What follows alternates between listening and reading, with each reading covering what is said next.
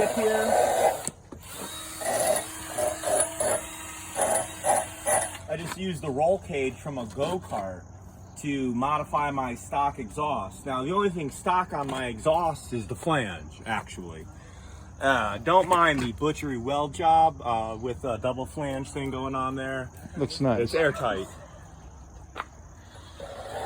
All right, is everyone ready for the first start? With the new pipe on there. And here we're putting the Fox front end. We took it off from here onto the modified RUP. We have it on so far over there. And now yet what we have to do is take the rear end of the Fox and put it on the RUP.